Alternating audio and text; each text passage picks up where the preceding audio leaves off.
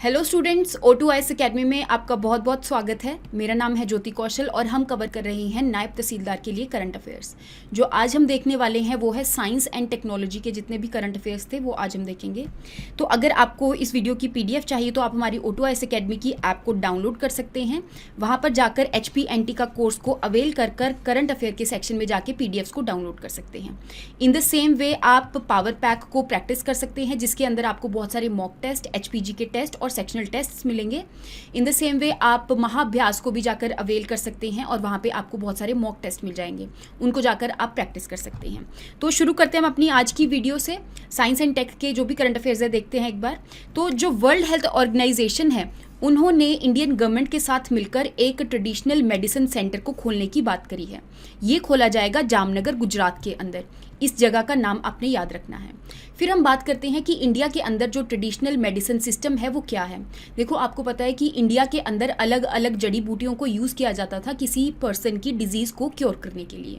तो यहाँ पे जो अलग अलग ट्रेडिशनल मेडिसिन सिस्टम है जो इसके अंदर इंक्लूडेड हैं, उसमें से आएगा जैसे कि आयुर्वेदा, जिसके अंदर अलग अलग जो जड़ी बूटियाँ हैं उसको यूज़ किया जाता है। देन इज़ ए नेचुरोपैथी, जिसके अंदर नेचर को एक तरह से यूज़ किया जाता है किसी भी डिजीज़ को क्योर करने के लिए। योगा आपके बारे में आपको पता ही है। देन इज सिद्धा जो है वो ज़्यादातर साउथ इंडिया वाले रीजन में प्रैक्टिस करी जाती है। यूनानी है जो ज़्यादातर मुस्लिम्स में प्रैक्टिस करी जाती है। ये ऐसे ट्रेडिशनल मेडिसिन सिस्टम है जिससे लोगों की डिजीज़ को क्योर किया जाए। तो आपने इस जगह का नाम याद रखना है कि जो ट्रेडिशनल मेडिसिन सेंटर है वो जामनगर, गुजरात के अंदर खोला जा रहा है। नेक्स्ट हम बात करते हैं मिस्टीरियस लिवर डिजीज़ के बारे में। तो इस डिज़ीज़ का, ये जो डिज़ीज़ है अभी न्यूज़ में इसीलिए थी क्योंकि यूरोप वाले रीजन में 1 से लेकर 6 साल के बच्चों को ये डिज़ीज़ हो रही है।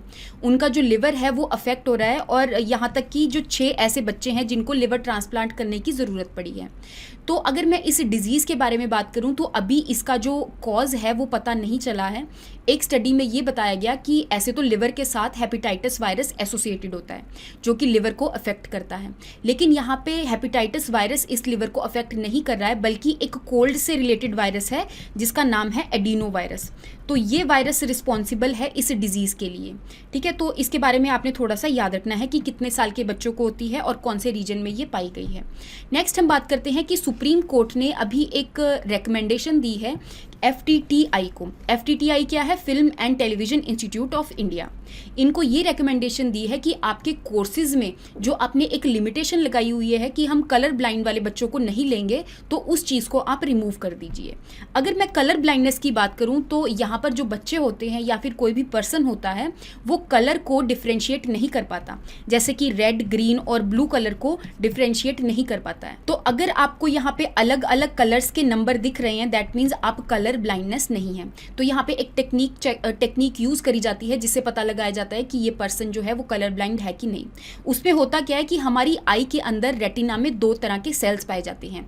एक होते हैं रॉड सेल्स और एक होते हैं कोन सेल्स। जो रॉड सेल्स होते हैं वो लाइट की इंटेंसिटी को डिटेक्ट करते हैं कि जैसे अभी अंधेरा है कि रोशनी है। इन द सेम वे अगर मैं कोन सेल्स की बात करूं तो वो डिटेक्ट करते हैं कि कलर्स के बारे में, कि ये जो मैं सामने देख रही हूँ वो कौन सा कलर है। तो अगर किसी पर्सन के कोन सेल अफेक्टेड हो जाएं, ठीक है, एक तरह से खराब हो जाएं, तो उस टाइम पे इस पर्सन को कलर ब्लाइंडनेस हो सकती है। अगर मैं FTTI की बात करूं तो ये हमारी ministry of information and broadcasting के अंदर एक इंस्टीट्यूट आता है जो कि फिल्म के अंदर जो भी कोर्सेज वगैरह है उसमें ये सारे कोर्सेज वगैरह प्रोवाइड करते हैं। ठीक है, 1960 में ये बना था, पुणे के अंदर ये लोकेटेड है। आपने ये कुछ चीज़ें याद रखनी है। नेक्स्ट हम बात करते हैं माइक्रोबोट्स के बारे में। तो रिसेंटली जर्मनी के 2 ऐसे इंस्टीट्यूट हैं जिन्होंने माइक्रोबोट्स को लाइट से चलाया है बॉडी के अंदर। अगर मैं माइक्रोबोट्स की बात करूं तो हमारी बॉडी के अंदर ड्रग डिलीवरी सिस्टम के लिए माइक्रोबोट्स को यूज़ किया जाता है। अगर मैं माइक्रोबोट्स की बात करूं तो इनको माइक्रो स्विमर्स भी कहा जाता है। ये एक पर्टिकुलर सब्सटेंस से ही बनते हैं जिसका आपने नाम याद रखना है, दैट इज़ पॉलीहेप्टाजीन इमीड कार्बन नाइट्राइड। तो इस सब्सटेंस से इस माइक्रोबोट को बनाया जाता है। ये एक स्फेरिकल सा मॉलिक्यूल होता है जिसके अंदर हम दवाई को डाल देते हैं और उसको फिर हमारी बॉडी के वेसल्स के अंदर रिलीज कर देते हैं। ठीक है, और जहाँ पे भी हमने उस दवाई को पहुँचाना होता है, ड्रग डिलीवरी करनी होती है, टारगेटेड ड्रग डिलीवरी करनी होती है, तो वहाँ पे उस माइक्रोबोट्स को पहुँचा दिया जाता है और वहाँ पे वो जो दवाई है वो रिलीज हो जाती है। तो यहाँ पे इस माइक्रोबोट को चलाने के लिए उन्होंने लाइट को यूज़ किया है। वो इसीलिए क्योंकि इस माइक्रोबोट के अंदर एक पार्ट इल्यूमिनेटेड होता है, मतलब यहाँ पे एक पार्ट ऐसा होता है जो कि लाइट सेंसिटिव है और एक पार्ट ऐसा है जो कि डार्क, बेसिकली डार्क होता है, उसको लाइट से कोई लेना देना नहीं है। तो यहाँ पे अगर मैं लाइट इसके ऊपर डालूंगी तो उसकी वजह से कुछ आयंस रिलीज होंगे, जिसकी वजह से आयंस जो है वो डार्क साइड पे मूव करेंगे और अल्टीमेटली इसके मूव करने की वजह से ये जो माइक्रोबोट है वो एक पर्टिकुलर डायरेक्शन में मूव कर पाएगा। तो यहाँ पे उन्होंने लाइट को एज अ फ्यूल यूज किया है ताकि माइक्रोबोट्स को एक जगह से दूसरी जगह मूव करवाया जा सके। तो ये चीज आपने याद रखनी है कि जर्मनी के 2 इंस्टीट्यूट यहाँ पर इन्वॉल्व हैं। नेक्स्ट हम बात करते हैं अर्थ ऑब्जर्वेशन सैटेलाइट नंबर 3 की। अगर मैं इसकी बात करूं कि ये न्यूज में क्यों था, क्योंकि हुआ क्या था, 2021 के अंदर इस अर्थ ऑब्जर्वेशन सैटेलाइट को लॉन्च किया गया था, लेकिन इसका जो लॉन्च था वो अनसक्सेसफुल रहा। तो यहाँ पे साइंटिस्ट वगैरह देखने बैठे कि इसका जो लॉन्च था वो अनसक्सेसफुल क्यों था। तो यहाँ पे उन्होंने रेकमेंड किया कि इसका जो क्रायोजेनिक अपर स्टेज का एक स्टेजेस होती हैं अलग अलग लॉन्च सिस्टम के अंदर, ताकि जो इस लॉन्च सिस्टम है इसको फ्यूल के लिए कोई ना कोई जो डिवाइसेस है अलग अलग स्टेजेस हैं इसको फ्यूल प्रोवाइड कर सकें। तो इसका जो क्रायोजेनिक अपर स्टेज था वो एक तरह से डिस्ट्रॉयड था, तो उन्होंने उसके अंदर कुछ चेंजेस किए हैं। तो अगर मैं अर्थ ऑब्जर्वेशन सैटेलाइट की बात करूं तो ये कुछ ऐसी सैटेलाइट है सीरीज में जो कि हमारे अर्थ के ऊपर नजर रखती हैं, अर्थ के अंदर जितनी भी इमेजेस वगैरह हैं उनको कैप्चर करती हैं, क्या टोपोग्राफी है, कहाँ पर हिल्स वगैरह प्रेजेंट है, तो उन सारी चीज़ों को एक तरह से डिटेक्ट करती हैं। और यहाँ पे रेडार जो टेक्नोलॉजी है, रेडार वेव्स जो हैं उनको यूज़ किया जाता है ताकि वो जो रेडार वेव्स हैं वो क्लाउड को भी पेनिट्रेट कर जाएं और अल्टीमेटली अर्थ की जो एक तरह से पिक्चर है उसको ले सकें। अर्थ ऑब्जर्वेशन सैटेलाइट की आपने तीनों के बारे में याद रखना है कि ये कौन कौन से लॉन्च व्हीकल से लॉन्च करी गई थी। तो जो अर्थ ऑब्जर्वेशन सैटेलाइट नंबर 3 है वो GSLV से लॉन्च करी गई थी और आपने ये भी याद रखना है कि कौन सी ऑर्बिट में इनको लॉन्च किया गया है।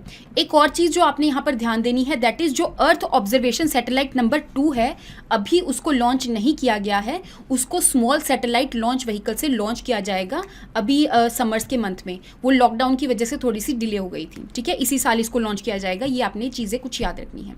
नेक्स्ट हम बात करते हैं कि जो गूगल पे है उन्होंने पाइन लैब्स के साथ मिलकर एक तरह से ट्रांजैक्शन सिस्टम को यहाँ पर लॉन्च किया है जिसको हम बोल रहे हैं टैप टू पे फॉर UPI। इस टैप टू पे फॉर UPI के अंदर एक टेक्नोलॉजी का यूज़ किया जाएगा जिसको हम कहते हैं near field communication technology. Near field communication technology का मतलब ये होता है कि अगर एक डिवाइस में से दूसरे डिवाइस में मुझे यहाँ पर कोई भी इंफॉर्मेशन सेंड करनी है तो एक तरह से इन दोनों के बीच में एक वायरलेस कनेक्शन होगा। इस वायरलेस कनेक्शन के अंदर जो वेव्स यूज़ करी जाएंगी उनको हम बोलते हैं रेडियो वेव्स। तो आपको ये पता होना चाहिए कि नियर फील्ड कम्युनिकेशन टेक्नोलॉजी एक वायरलेस टेक्नोलॉजी है जिसके अंदर एक डिवाइस से दूसरे डिवाइस में इंफॉर्मेशन को ट्रांसफर किया जाएगा और यहाँ पर जो वेव्स यूज होंगी तो वो है रेडियो वेव्स। तो जितनी भी UPI की ट्रांजैक्शंस वगैरह हैं तो यहाँ पे अगर कोई स्कैनिंग कोड को स्कैन करके यहाँ पे कुछ पेमेंट करनी हो तो उन सब चीज़ों में इस टेक्नोलॉजी का यूज़ किया जा रहा है। तो गूगल पे ने भी इस टेक्नोलॉजी को यूज़ करके एक अलग से ही टैप टू पे फॉर UPI का यहाँ पर ऑप्शन अवेलेबल करवा दिया है कस्टमर्स के लिए। नेक्स्ट हम बात करते हैं ह्यूमन जीनोम प्रोजेक्ट के बारे में। देखो जो ह्यूमन जीनोम प्रोजेक्ट है वो 1990 से लेके 2003 के अंदर एक प्रोजेक्ट चलाया गया था जिसमें जो साइंटिस्ट्स हैं वो ह्यूमन के जीनोम को सीक्वेंस कर रहे थे। जीनोम की अगर मैं बात करूं तो एक सेल के अंदर जो न्यूक्लियस होता है उसके अंदर जितना भी DNA होता है, ठीक है, डीऑक्सीराइबोन्यूक्लिक एसिड होता है जितना भी, तो उसको हम जीनोम कहते हैं। उस जीनोम के अंदर कौन कौन सी पर्टिकुलर चीज़ों से उसको बनाया गया है, ठीक है, वो सारे सीक्वेंसेस को चेक करना, तो वो सारी चीज़ें इस ह्यूमन जीनोम प्रोजेक्ट के अंदर चेक करी जा रही थी। लेकिन यहाँ पे सारा का सारा ह्यूमन जीनोम जो है उसको सीक्वेंस कर लिया 2003 तक, कुछ परसेंट यहाँ पर छोड़ दिया गया। वो कितना परसेंट था? 8%। तो यहाँ पर अब 20 सालों बाद इस 8% जीनोम को भी सीक्वेंस कर लिया है, इस वजह से ये न्यूज़ में था। तो ये आपने ह्यूमन जीनोम प्रोजेक्ट के बारे में कुछ चीज़ें याद रखनी है। नेक्स्ट हम बात करते हैं US ने यूक्रेन को सपोर्ट करने के लिए यहाँ पे कुछ ड्रोन्स अवेलेबल करवाए हैं जिनको हम बोल रहे हैं कामिकाजे ड्रोन। इनको हम सुसाइड ड्रोन्स भी कहते हैं। ये कुछ ऐसे ड्रोन्स हैं उनके ऊपर ना स्विच ब्लेड प्रेजेंट होते हैं, मतलब साइडों पे एक ऐसे ब्लेड करके प्रेजेंट होता है। जब भी ये फ्लाई करता है तो उस टाइम पे इसके ब्लेड्स जो हैं वो बाहर को निकल जाते हैं। अगर मैं इन ड्रोन्स की बात करूं तो इन ड्रोन्स के अंदर मैन तो नहीं बैठ सकता क्योंकि अनमैन्ड एरियल व्हीकल होते हैं ड्रोन्स, और इसके अंदर जो एक्सप्लोजिव्स होते हैं उनको पैक कर दिया जाता है और जहां पर भी ये टारगेट पोजीशन पर जाएंगे तो वहाँ पर ये खुद भी डिस्ट्रॉय हो जाएंगे और आसपास वाली जगह को भी ये डिस्ट्रॉय कर देंगे। तो इस वजह से हम इसको सुसाइड ड्रोन्स भी कहते हैं, आपने याद रखना है, कामिकाजे ड्रोन्स भी कहते हैं। और ये जो ड्रोन्स हैं वो यूएस ने यूक्रेन को दिए हैं, आपने ये चीज़ याद रखनी है। नेक्स्ट हम बात करते हैं कि प्लूटो के ऊपर कुछ ऐसी न्यू फाइंडिंग्स देखी गई है। सबसे पहली बात हम बात करते हैं कि नासा ने एक स्पेसशिप को लॉन्च किया था जिसका नाम है न्यू होराइजन प्रोब। ये जो न्यू होराइजन प्रोब है वो प्लूटो तक पहुंच गया। वहां पर जाके इसने कुछ एक ही अलग सा ही फिनोमिना ऑब्जर्व किया।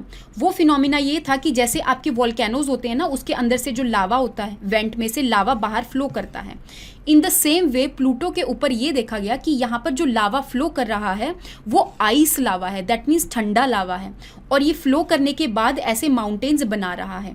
तो प्लूटो के सरफेस के ऊपर ऐसे अलग अलग माउंटेनियस फीचर्स की ऐसी चीजें देखी गई जिसको उन्होंने नाम दिया राइट मॉन्स का। तो अगर आपसे पेपर में पूछा जाए कि राइट मॉन्स क्या होती हैं, तो प्लूटो के सरफेस के ऊपर जो आइस लावा फ्लो कर रहा है उसकी वजह से जो माउंटेनियस फीचर्स आ रहे हैं उसको हम राइट मॉन्स कहते हैं। और इन्होंने राइट मॉन्स क्यों रखा है नाम? राइट ब्रदर्स के ऊपर। ओके, नेक्स्ट हम बात करते हैं नासा के आर्टेमिस 1 मून मिशन के बारे में। ठीक है, सबसे पहली बात तो ये जो मिशन है वो नासा का मिशन है, यूनाइटेड स्टेट्स का मिशन है।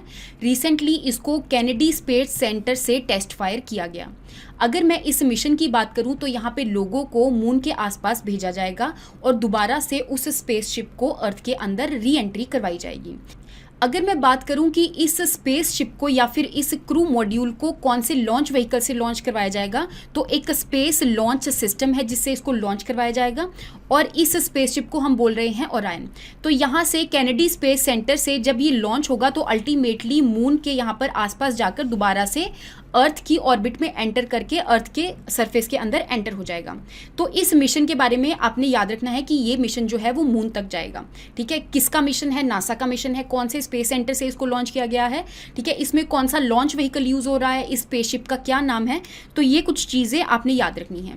आई होप आपको यहाँ तक साइंस एंड टेक्नोलॉजी के जितने भी करंट अफेयर्स हैं वो समझ में आए होंगे। अगर नहीं समझ में आए हैं तो आप कॉमेंट सेक्शन में लिख सकते हैं, हम उसका जवाब देने की कोशिश करेंगे। तो thank you so much and have a nice day.